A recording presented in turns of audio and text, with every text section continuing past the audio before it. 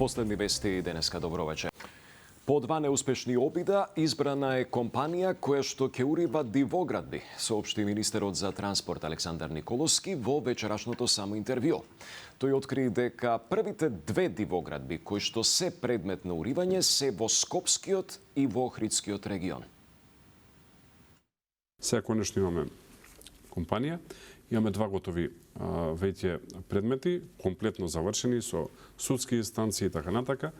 Едниот е, не би одел најпрецизно за да не им давам да се спремат, едниот е во Скопската околина, вториот е во Охридската, така што за брзо ќе видите и резултати. Кои се овие објекти од А категорија? Што се подразбира под тие објекти? А категорија се објекти кои што се, например, автопати, железници, така натака, но секако тоа не може да е дивоградба.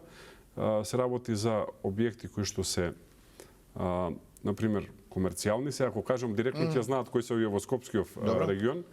Објекти кои што се во заштитено подрачје, не можеме ние волонтаристички да излеземе и да уриваме или да не уриваме, за тоа треба да се има судска одлука дека е тоа дивоградба и се знае после како се постапува. Има одредби во законот. Луѓе купиле таму станови, се како ќе се урива тоа, не може да се урива. Видете, секој носи одговорност за она што го правил.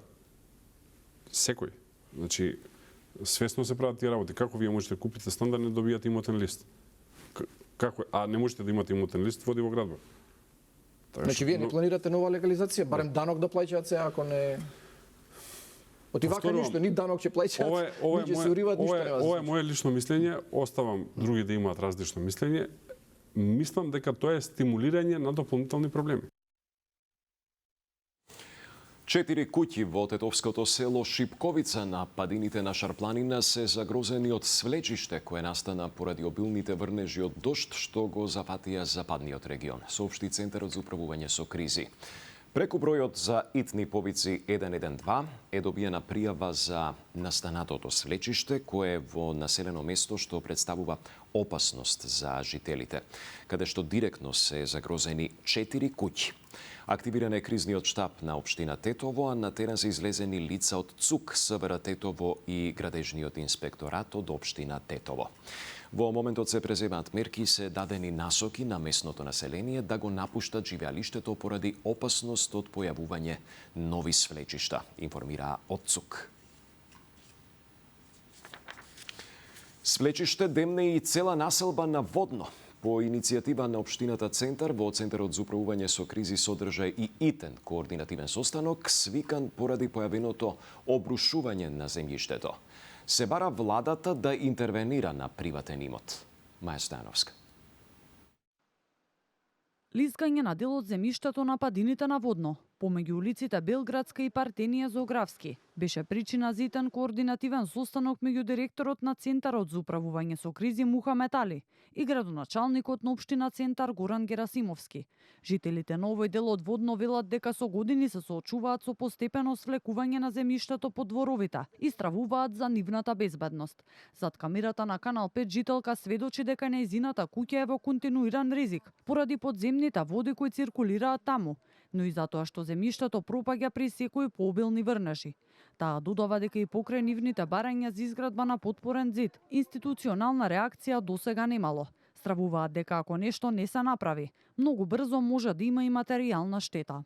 Од она што може да го забележиме на терен, земјиштето кое што се лизга е практично дел од самите дворови на дел од жителите овде. Меѓутоа во близина има и стамбени згради, деловни објекти, инфраструктура и патишта. Она што ги загрижува граѓаните е тоа дека може да предизвика дополнителен проблем, иако засега нема никакви штети. Токму за реалната опасност и ризикот на жителите кои живеат во непосредна близина на критичниот потек, се разговарало на итниот координативен состанок. Од ЦУК велат дека се договориле да се изработи ургентен план за стабилизирање на зоната, кој ќе опфати геомеханички испитувања, зајакнување на косината со потпорни конструкции каде е возможно, уредување на одводните канали и дренажните системи, како и привремени технички мерки за намалување на ризикот од ново лизгање. Сите заклучоци од состанокот ќе бидат испратени и до владата. Проблемот кој што се создаде изминативе неколку дена, но проблем кој што е долгогодишен во општина Центар. Има одредено излизгување на земјиште, пријавено од страна на граѓани до мене во понеделникот, благовремено нашите инспекциски служби излегува на терен. Во близина на критичното место се наоѓа потпорниот зид кај детската клиника, кој при слични временски услови пред година и половина попушти и се урна. Тогашниот директор на ЦУК Стојан Чангелов кажа дека под улицата Белградска постои систем од шахти и подземни води, што дополнително нарушуваат стабилноста на зидот. Потпорниот зид кај детската клиника се уште не е саниран. Уште 3 деца од основното училиште Димо Хаджидимов биле примени на клиниката за детски болести по случајот со труење во основното училиште Димо Хаджидимов. Регистрирани се случаи на деца кои воопшто и не јаделе во училишната кујна, која што е под клуч, но пројавиле симптоми. Случајот го вклучи алармот во Агенцијата за храна и ветеринарство, која спроведе вонредни инспекциски надзори во сите 9 основни училишта во Карпош. Изворот на труењето се очекува да се знае утре. Дополнително побаравме да ни се достави материјал за испитување од децата кои што се на оваа клиника, да ни се достават материјали каде што ќе можеме да исклучиме присуство на одредени вируси и паразити и воедно да ни се достави материјал од децата за копрокултура. 7 деца по епидемиолошките анкети се изјаснуваат дека воопшто немале контакт со кујната во училиштата. И овие 20 пријави се само од деца. Имаме телефонски дојави уште од 4 професори, 4 учители од тоа училиште, но немаме се уште официјална пријава од нивна страна, ги очекувам. Имаме околу 30 дечиња со симптоми, што интересно имаме и меѓу нив имаме деца кои не користат храна.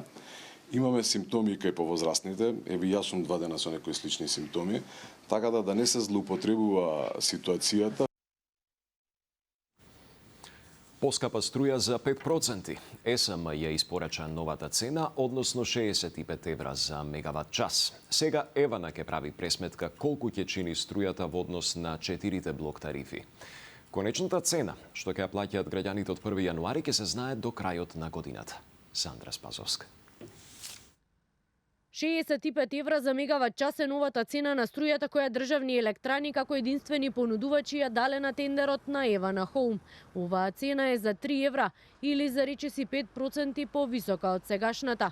За прв пат повикот се однесува на целата престојна 2026 година, а не за 6 месеци како што беше случај досега, а ЕСМ ќе треба да покрие 100% од потребите. Оваа цена е повисока за 4,84% од претходната која беше добиена на последниот тендер на универзалниот снабдувач јуни-декември 2025, кога АД ЕСМ понуди купопродажна цена од 62 евра за мегават. Под комплетен надзор на регулаторната комисија за енергетика и согласно законските обврски и претходно утврдената методологија, во наредниот период Евана Хоум ќе ја пресметта цената на електричната енергија по однапред утврдени влезни параметри. Соопштија од Евана Хоум, а новата цена на струјата ќе важи од 1 јануари.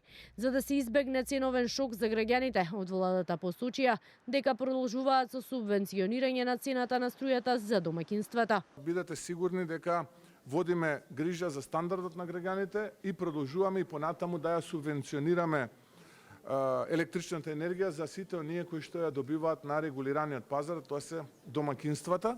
До крајот на месецов и регулаторите треба да ја донесат новата цена за пренос и дистрибуција, ставка која е дел од сметките за електрична енергија. Во овој дел од регулаторната комисија за енергетика уверуваат дека нема да има промени.